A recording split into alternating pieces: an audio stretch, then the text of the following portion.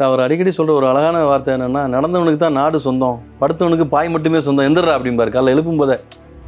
எங்கள் ஊரில் ஒருத்தர் கோரக்கர் சித்தர்னு ஒருத்தர் சுற்றிட்டு இருக்காரு அப்படின்னா, கோரக்கர் சுத்தராடே சும்மா ஏதாவது சொல்லாதீங்கடா, இன்னும் இரு வரேன் கோரக்கர் சித்தரை போய் பார்ப்போம் அப்படின்னு சொல்லிட்டு போனால், அவர் ஒரு திருநெல்வேலியில் வேலை பார்த்த ஒரு டீச்சர். ராமையாவுக்கும் கோரக்கர் சித்தருக்குமான அந்த டிரான்ஸ்மிஷன் இருக்குல்ல, அந்த விஷயம்தான் ஒரு ஆர்டிக்கலான மோட்டிவாக பார்த்தது. சரி, ரெண்டாவது கேம் என்ன அப்படின்னா, அவன் எங்கேயோ ஒரு காட்டுக்குள்ளே உட்காந்துருக்கிறான்.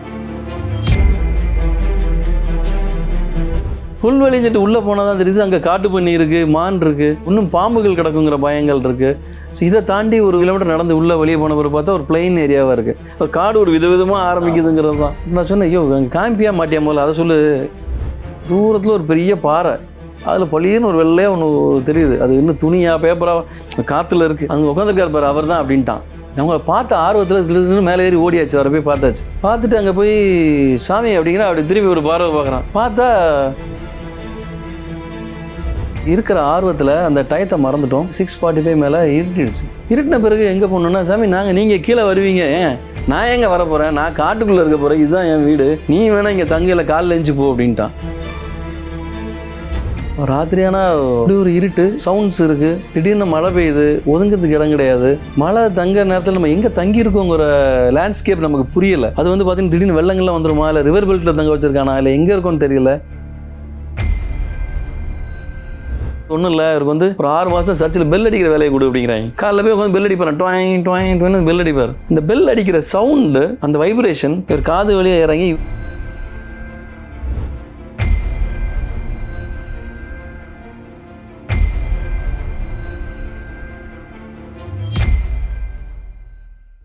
எழுத்தாளரும் பத்திரிகையாளருமான திரு ப. ராஜராஜன் அவர்கள் நம்மளை இருக்கிறார். வணக்கம். வணக்கம் சார். வணக்கம் சார். நீங்கள் ஆனந்தோட நம்ம ஜேர்னி ஸ்டார்ட் பண்ணியிருக்கீங்க. ஆமாம். அதுக்கப்புறம் வந்து பயணங்கள்லாம் உங்களுக்கு மெயின் இது வந்திருக்கு. பயணங்களை பேஸ் பண்ணி பல டிவி தொடர்பு எடுத்திருக்கீங்க. அதுலேயும் குறிப்பாக அமானுஷியங்களை தேடின பயணங்கள் நிறைய மேற்கொண்டிருக்கீங்க. இதுக்கான உத்வேகம் உங்களுக்கு எங்கேருந்து கிடச்சிது? பொதுவாக ட்ராவல் மேக்ஸ் ஃபுல் மேன் சொல்லுவாங்க. இதெல்லாம் இருக்கட்டும். எங்கள் ஊரில் ஒரு தாத்தா இருந்தார், திருநெல்வேலி டிஸ்ட்ரிக்டில் கல்டைக்குறிச்சின்னு ஒரு ஊர், அங்கே ஒரு தாத்தா இருப்பார். அவர் அடிக்கடி சொல்கிற வார்த்தையை பழமொழிகளோட தான் இருக்கும். இப்போ ஏன் ட்ராவல் அப்படிங்கிறது, ஜேர்னலிசம் அப்படிங்கிறது வந்து ட்ராவல் சார்ந்து அதுக்கப்புறம் தான் ஜேர்னலிசத்துக்குள்ளே வந்த மாதிரியான உணர்வு எனக்கு இருக்குது. ஸோ அவர் அடிக்கடி சொல்கிற ஒரு அழகான வார்த்தை என்னென்னா, நடந்தவனுக்கு தான் நாடு சொந்தம், படுத்தவனுக்கு பாய் மட்டுமே சொந்தம், எந்திரா அப்படிம்பாரு காலைல எழுப்பும் போதே. அதனால் அவங்களுடைய பழமொழிகள் சொலவடைகள் எல்லாமே கிராமத்தை சார்ந்து ஒரு விஷயமா இருந்ததுனால, ஸோ ட்ராவல் பண்ணணும் அப்படிங்கிற, ட்ராவல் போய் 4 பேர் வீட்டுக்குள்ளேயே இருக்காதீங்க அப்படின்னு சொல்கிற ஒரு விஷயந்தான் அது. ஸோ அதனால் ஒரு அழகான வார்த்தை அது. நடந்தவனுக்கு தான் நாடு சொந்தம், படுத்தவனுக்கு பாய் மட்டுமே சொந்தம் அப்படிம்பாங்க. அந்த மாதிரியான ஒரு சின்ன சின்ன உந்துதல்கள், சின்ன சின்ன விஷயங்கள் தான் நம்மளை இயக்க ஆரம்பிச்சிச்சு. ஸோ ரெண்டாவது, புத்தகங்கள் படிக்கிறது ஒரு ஹேபிட். இவ்வளோ புத்தகங்கள் படிச்சிங்கன்னா உங்கள் நாலேஜ் இம்ப்ரூவைஸ் ஆகும் அப்படின்னு நிறைய சொல்லுவாங்க. பட் எனக்கு வந்து சூஸியாக என்னென்னு கேட்டால், நிறைய ட்ராவல் பண்ணி போய் மனிதர்களை சந்திச்சா எனக்கு ரொம்ப சந்தோஷமாக இருக்கும். இப்போ எந்த ஊரில் கேட்டாலும், எந்த ஊரில் சொன்னாலும், இங்கே ஒரு சுப்பிரமணியம் இருப்பான், அங்கே ஒரு மாணிக்கம் இருப்பான், அங்கே ஒரு நாட்டாண்மன் ஒரு நண்பர் இருப்பார், இங்கே ஒரு சேகரன் இருப்பார், இப்படி தெரிஞ்சுக்கிறது இருக்குல்ல. ஸோ அதுவே ரொம்ப ஒரு சந்தோஷமான ஒரு விஷயத்தையும் நிறைய ஒரு புரிதல்களையும் ஏற்படுத்தும் அப்படின்னு நான் நினைக்கிறது தான். ரெண்டாவது, இங்கே திருநெல்வேலி வரைக்கும் போகிறோம் அப்படின்னு சொன்னால் ட்ரெயினில் போகலாம், இல்லை ஃப்ளைட்டில் போகலாம் அப்படின்லாம். பட் எனக்கு காரில் போகிறது ரொம்ப பிடிக்குன்னு வைங்களேன். பிகாஸ் இங்கேருந்து போனோன்னா செங்கல்பட்டில் இருந்து அங்கே ஒரு நண்பர் இருப்பார், அவரை சந்திக்கலாம், அடுத்து அங்கே போகலாம். But it take some time. But ஆனால் ஒருத்தரையும் மீட் பண்ணிட்டு போகிறதுக்கான ஒரு வாய்ப்புகளும் ஒரு சான்சஸ் இருக்குல்ல. ஸோ இப்படி தான் முதல்லேருந்தே இருந்த பழக்கம்.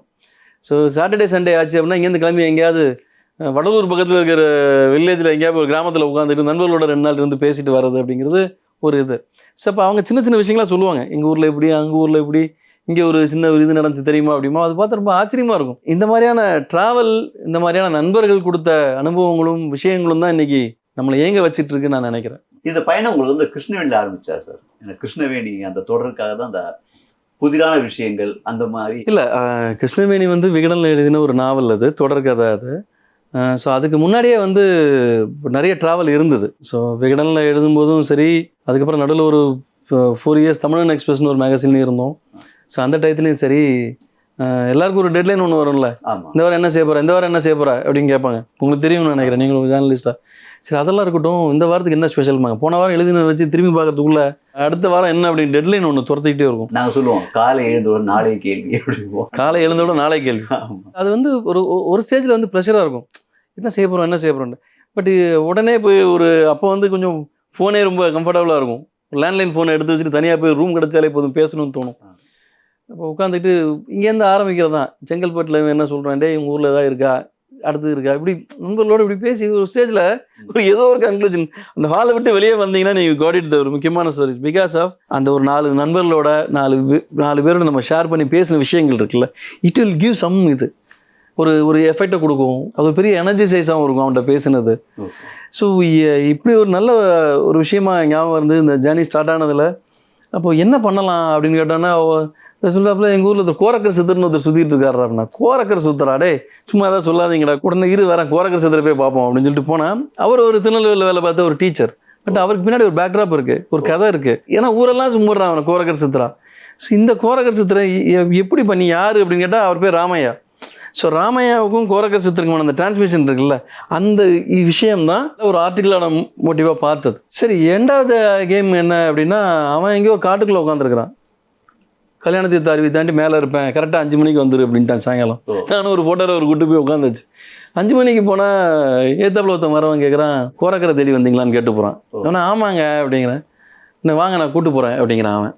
அவன் பார்த்தீங்கன்னா அந்த அருவியை கடந்து போகும்போது பார்த்தீங்கன்னா அந்த ஆழ விழுதுகள்லாம் தாண்டி போய் பாம்புகள்லாம் இருக்குது, எல்லாத்தையும் தாண்டி ஒரு காட்டுக்குள்ளே கூட்டு போகிறான். அங்கே கொஞ்சம் தூரம் கழித்து போனால் தான் தெரியுது, ஒரு பாறைகளும் அருவிகளும் தாண்டி மேலே போகிறோம். அங்கே போனால் ஒரு சமவெளி இருக்குது, 6 அடி உயரத்துக்கு புல்வெளியாக இருக்குது. புல்வெளின்னு சொல்லிட்டு உள்ளே போனால் தான் தெரியுது அங்கே காட்டு பன்னி இருக்குது, மான் இருக்குது. ஸோ இன்னும் பாம்புகள் கிடக்குங்கிற பயங்கள் இருக்குது. ஸோ இதை தாண்டி ஒரு கிலோமீட்டர் நடந்து உள்ளே வெளியே போன பிறகு பார்த்தா ஒரு பிளைன் ஏரியாவாக இருக்குது. ஒரு காடு ஒரு விதவிதமாக ஆரம்பிக்குதுங்கிறது தான். நான் சொன்னேன், ஐயோ அங்கே காம்பியா மாட்டியா போல, அதை சொல்லு. நம்மாட்டி எவனோ ஒருத்தன் நடுவில் வழிபோகன் மாதிரி வந்துட்டான். அவன் வழிபோகன் மாதிரி வந்தவன் கூட்டிகிட்டு போகிறான் நம்மளை. அவன் எங்கேயோ உட்காந்துருக்கேன்னு சொன்ன இடத்துல இல்லை. சரி உண்மை என்ன அப்படின்னு தெரிஞ்சுக்கிறதுக்காக தான் போகிறோம். ஸோ போகும்போது மேலே ஒரு ஸ்டேஜில் போன பிறகு நான் தான் கூப்பிட்டு போகிறேன் சொன்னல, நம்பிக்கை இல்லையா அப்படிங்கிறேன். இப்போ வேறு வழியும் கிடையாது, ஏன்னா நம்ம நம்பி தான் ஆகணும். ஒரு ஸ்டேஜுக்கு அப்புறம் மேலே போன பிறகு பார்த்தா தூரத்தில் ஒரு பெரிய பாறை, அதில் பளிர்னு ஒரு வெள்ளையாக ஒன்று தெரியுது. அது இன்னும் துணியாக பேப்பராக காற்றுல இருக்குது. அங்கே உட்காந்துருக்காரு பாரு, அவர் தான் அப்படின்ட்டான். அவங்கள பார்த்த ஆர்வத்தில் மேலே ஏறி ஓடியாச்சு. அவரை போய் பார்த்தாச்சு. பார்த்துட்டு அங்கே போய் சாமி அப்படிங்கிற அப்படி திரும்பி ஒரு பார்வை பார்க்குறான். பார்த்தா அது வரைக்கும் நம்ம ஒரு ஜேர்னலிஸ்ட்டுக்கு என்னென்னா எல்லாமே தெரியுமே அப்படிங்கிற ஒரு சின்ன ஒரு ஆட்டிடியூடில் இருப்போம்ல, அது இல்லாமல் அந்த பார்வை நம்மளை ஒரு செகண்ட் ஒரு வெயிட் பண்ண என்ன அப்போ அப்படின்னு கேட்குற மாதிரியே இருந்துச்சு. சாமி நீங்கள் தானே என்ன அப்படிங்கிறான். இல்லை உங்களை தான் பார்க்க வந்தேன் அப்படின்னா. முதல்ல அதை பாரு அப்படிங்கிறான். பார்த்தா அவன் உட்காந்துற இடத்துல கீழே ஒரு 200 அடியில் ஒரு தடாகம் இருக்குது. இந்த தடாகத்தில் ஒரு சென்னாய் கூட்டம் ஒரு மானை வேட்டையாடுது, ஒரு மிளாவை வேட்டையாடுது. அது ஒரு அபரிதமான ஒரு சவுண்ட். அது பார்த்து ஷாக் ஆகிட்டோம், என்னடா அது அப்படின்ட்டு. ஆனால் ஒரு செகண்டு ஸ்டன்னாக போய் நிற்கிறோம். நமக்கு எல்லாம் தாண்டி அடுத்த கட்ட பயம் வர ஆரம்பிக்குது. என்னென்னா இந்த சென்னாய் எவ்வளோ நேரத்தில் நம்மக்கிட்ட வருமா அப்படிங்கிறது தான். நம்ம இறங்கி தப்பிக்க முடியுமா? என் கூட வந்தவன் இருக்கான்ல, அவன் நான் கிளம்புறேன் சாமின்னு போயிட்டான். ஐயோ இருப்பா அப்படின்னா, இல்லை நான் வரேன் நீங்கள் சாமியோட பேசுங்கன்னு சொல்லி அவன் போயிட்டான். இப்போ நானும் ஃபோட்டோகிராஃபரும் அந்த சாமியார் மட்டும்தான், இந்த சன்னியாசி மட்டும்தான். இப்போ அவன்கிட்ட போய் கேட்குறேன், சாமி என்ன சாமி இப்படி உட்காந்துருக்கோமே, இது எவ்வளோ நேரங்க? அதெல்லாம் இல்லை, அது வரணும்னா என்ன மேக்ஸிமம் ஒரு 3 நிமிஷத்தில் இங்கே மேலே வந்துடும் அப்படிங்கிறான். 3 நிமிஷம் நம்மளாம் எங்கே இருப்போம் சாமி அப்படின்னு நான் பெருசாக சிரித்தான். ஏதோ பார்க்கணும் தேடி வந்து பார்த்தா ஒரு கேள்வி கேட்டால் அடுத்த கேள்விக்கு பதில் சொன்னால் பயப்படுறியே அப்படின்னா. இல்லை சாமி பயந்தானே, வேறு என்ன செய்ய முடியும் காட்டுக்குள்ளே? இல்லை முதல்ல ஒன்று தெரிஞ்சுக்கோ அப்படின்னா. என்ன அப்படின்னா, இந்த காட்டுக்குள்ளே அந்த அனிமல் இருக்குல்ல, அந்த மிருகம், அது நம்ம பக்கத்தில் வராதான். ஏன்னா அது நினைக்குமா நம்ம தான் பெரிய மிருகம் நினச்சிட்டு இருக்கோம். ஸோ அதனால் அந்த லாஜிக் இருக்குலாம் வராது அப்படின்னா. ஓகே சாமி அப்படின்னாச்சு. அப்புறம் கொஞ்சம் கழிச்சு நீங்கள் தான் ராமையாவா எப்படி என்னென்னா அவன் கதையை அது ஒரு கதை ரைட்டு, அது ஒரு விஷயமா இருக்குது. சொல்லி முடித்த பிறகு சாமி மணி நேரம் ஆயிடுச்சு நான் கிளம்புறேன் அப்படின்னு பார்த்தா இந்த இருக்கிற ஆர்வத்தில் அந்த டயத்தை மறந்துட்டோம். கிட்டத்தட்ட 6:45 மேலே இருட்டிடுச்சு. இருட்டின பிறகு எங்கே போகணுன்னா, சாமி நீங்கள் கீழே வருவீங்க, நான் எங்கே வர போகிறேன், நான் காட்டுக்குள்ளே இருக்க போகிறேன், இதுதான் என் வீடு, நீ வேணா இங்கே தங்கையில் காலில் எழுந்து போ அப்படின்ட்டான். இப்போது எப்படி போகிறது, தனியாக போகிறதுக்கு வழி தெரியாது. அப்போ இவரோட தான் தங்க வேண்டிய ஒரு சூழல் ஆகிடுச்சு. இப்போ பயம் ஆரம்பித்தோன்னா அவர்கிட்ட மெதுவாக பேசுகிறோம், சாமி இது எப்படி சாமி எங்களுக்கு முன்னாடி விட்டுடலாமே போயிடலாமே. காட்டுக்குள்ளே சிலன்னு பேசாதான்ட்டான். என்னடா அது சிலன்னு புரியலையே சாமின்னு. கரடி நடமாடுற மாதிரி ஒரு ஸ்மெல் இருக்குது, பேசாதன்னா இன்னும் பயமாகுது. என்னடா சரி அமைதியாகிட்டோம். போன பிறகு ராத்திரி ஒரு இடத்துல கொண்டு வந்து தங்க வைக்கிறான். பார்த்தா அப்படி பின் ட்ராப் சைலன்ஸ், இருட்டு. எங்கே தம்பி தங்க போகிறோம்? இங்கே தான் தங்கணும் அப்படின்னா. தம்பி நான் ஏதோ தங்கறதுக்கு இந்த ரூமையும் இருக்குன்னு நினச்சேன். இல்லை இங்கே தான் தங்கணும், காடு தானே வீடுன்னு சொல்லியிருக்கேன் பாடுன்ட்டான். ராத்திரி ஆனால் அப்படி ஒரு இருட்டு, ஒரு சவுண்ட்ஸ் இருக்குது. திடீர்னு மழை பெய்யுது, ஒதுங்கிறதுக்கு இடம் கிடையாது. மழை தங்குற நேரத்தில் நம்ம எங்கே தங்கியிருக்கோங்கிற லேண்ட்ஸ்கேப் நமக்கு புரியலை. அது வந்து பார்த்தீங்கன்னா திடீர்னு வெள்ளங்கள்லாம் வந்துருமா, இல்லை ரிவர் பெல்ட்டில் தங்க வச்சிருக்கானா, இல்லை எங்கே இருக்கும்னு தெரியல, இப்படி ஒரு காட்டுக்குள்ளே மாட்டிக்கிட்டோமாடா, என்னடா அது வம்பா இருக்குது அப்படின்னு நினச்சிக்கிட்டு நைட்டெல்லாம் தூங்கலைன்னா அப்படி ஒரு ஒரு விழி தூங்கிட்டா நம்மளை வந்து புலி தூக்கிடும் அப்படிங்கிற மாதிரியான ஒரு இது இருக்குது. ஒரு ஸ்டேஜுக்கு அப்புறம் உச்சக்கட்ட பயத்தில் கூட அந்த ஃபோட்டோகிராஃபரை பார்க்குறேன், அவன் அதுக்கு மேலே அண்ணன் தெரியாமல் வந்துட்டோம்னா இந்த இடத்துக்கு அப்படின்னு அவன் பயந்து போயிருந்தாப்புல. இப்போ வேறு வழி கிடையாது, இந்த சன்னியாசி போய் எங்களை கூட்டு போய் வெளியே விட்டால் தான் வழி. ஸோ ஒரு ஸ்டேஜில் அப்படியே பயத்திலே இருக்கிறோம், கண்ணை அசந்து ஒரு ஸ்டேஜில் தூங்குறோமா நினைவான்னு தெரியல, இருக்கும்போது தான் தெரியுது அப்படியே நம்ம முண்டந்திர டைகர் ரிசர்வில் இருக்கிற அந்த போர்டில் இருக்கிற டைகர் இருக்குல்ல, அது அப்படியே ஃபோக்கஸாக இறங்கி வருதுன்னா அப்படி ஒரு டைகரை பார்க்குறேன் நான். வந்து ஒரு சவுண்ட் புருன்னு ஒரு சவுண்ட் இருக்குது, என்னடா இது அப்படின்னு பார்த்தா பயத்தில் கண்ணை வேற இறுக்கி மூடிட்டு உட்காந்துருக்கோம், போர்வெல்லாம் கிடையாது, அப்படியே உடம்பே குறுக்கி படுத்துக்கிட்டு பயத்தில் இருக்கும். ஒரு ஸ்டேஜில் வந்து காது பக்கத்து புலி வந்துருச்சு, வேறு வழி கிடையாது, இனிமேல் நீங்கள் கண்ணை திறந்து தான் ஆகணுன்னா அது காலை மட்டும் ஒரு சவுண்டு ஒன்று கொடுக்குது பாருங்கள், உருன்னு ஒரு சவுண்டு. அடுத்த ஸ்டேஜ் நீங்கள் என்னென்னா நீங்கள் தப்பிச்சு தான் ஆகணும், வழி கிடையாதுல்ல. கண்ணை திறந்து இப்படி எந்திரிச்சு போய் இப்படி பார்த்தா இப்படி வெட்ட வெளியாக இருக்குது, காலைல விடிஞ்சிருச்சு. நாங்கள் தங்கியிருக்கிற இடம் வந்து பச்சை பசேல்னு இருக்கிற அழகான புல்வெளி தர, உருன்னு அந்த சவுண்டு மட்டும் கேட்டே இருக்குது. எங்கடா அந்த சவுண்டுன்னு பார்த்தா பக்கத்தில் ஒரு 20 மைல் இருக்கும், ஒரு அழகாக தோகை வச்சு ஆடிக்கிட்டு இருக்குது காலையில் மழையில். ஸோ பார்த்த உடனே எந்திரிச்சு உட்காந்தா கொஞ்ச நேரத்துக்கு பேச்சு மூச்சு வரல. எதுக்கு பயந்த ராத்திரி ஃபுல்லாக இந்த இடத்த பார்த்து தானே இப்படி பார்த்துட்டே இருக்கிறோம்.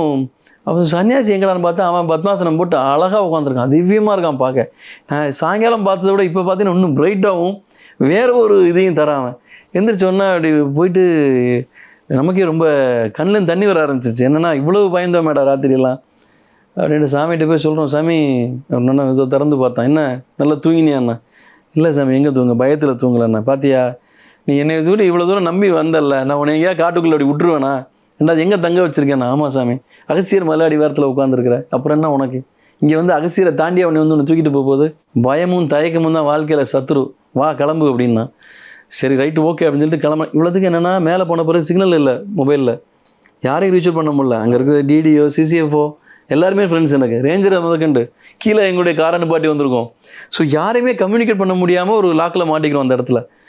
சரி சாமி ரொம்ப ஒரு மாதிரி இது வந்து வெக்கப்படுறதுல ரொம்ப யோசிக்க வச்ச தருணம் அது. நம்ம ஏன் இவ்வளோ பயந்தோம் அப்படிங்கிறதான் கேள்வி.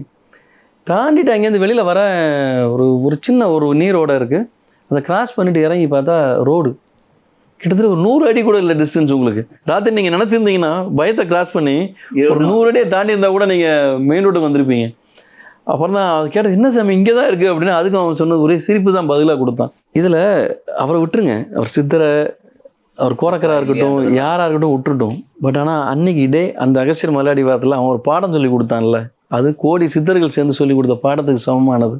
ஸோ அதனால் அவனை சித்தர்னே கூப்பிடலாம் அப்படின்னு தான் எழுதியிருந்தோம். லாஸ்ட்டு கோரக்கர் சித்தராகவே இருந்து விட்டு போகட்டுமே அப்படின்னு போட்டிருந்தோம். கரெக்டாக இதுக்கப்புறம் அப்படி தேட ஆரம்பிச்சிட்டோம். ஒரு காடு, ஒரு இடத்துலையும் ஒரு விஷயங்கள் இருக்குல்ல.